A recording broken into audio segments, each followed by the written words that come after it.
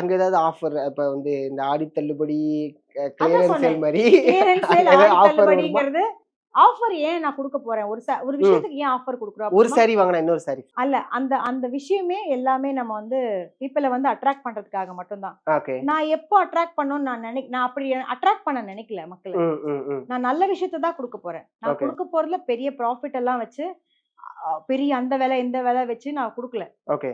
எனக்குன்னு தெரியும் இந்த இந்த இந்த மெட்டீரியலுக்கு இதுக்கு மேல வைக்கிறது ம். நியாயம் இல்ல. ஓகே, இதுக்கு இது கரெக்ட். மார்க்கெட்ல இந்த மாரி இருந்தா என்ன மாரி குடுக்குறாங்க அப்படிங்கிற ஒரு விஷயத்த நான் ஃபர்ஸ்ட்டு பார்ப்பேன். ஓகே, சோ அதுக்கு தகுந்த மாதிரி தான் எல்லாத்துலயுமே ஒரு ப்ராஃபிட் நான் வந்து ஃபிக்ஸ் பண்ணியிருப்பேன். ஓகே. அது இன்னொரு டைம் நான் இந்த கடைக்கெல்லாம் வாடகை குடுக்குறதுக்காக இல்ல நான் ப்ராஃபிட் வைக்கல. ஆ, அதையும் ஃபர்ஸ்ட்டு ஆ, புரிஞ்சுக்கணும். ஆ.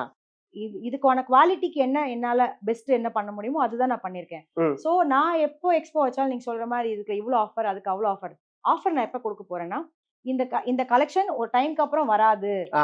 இல்ல இதுக்கப்புறம் இதுக்கப்புறமா இந்த கலெக்ஷன்ஸ் யாருக்கும் ஞாபகம் இல்ல அப்படின்னு ஒரு டைம் வரும்போது, என்னோட ப்ராஃபிட் வந்து நான் கட் பண்ணி தான் குடுக்க போறேனே தவிர, புரியுது. இதுலருந்து நான் பெருசா வச்சுட்டு அத மாத்தல. Okay, okay. சோ இது சீசனுக்கு நான் ஒரு ஆஃபர் கிடையாது. ம்.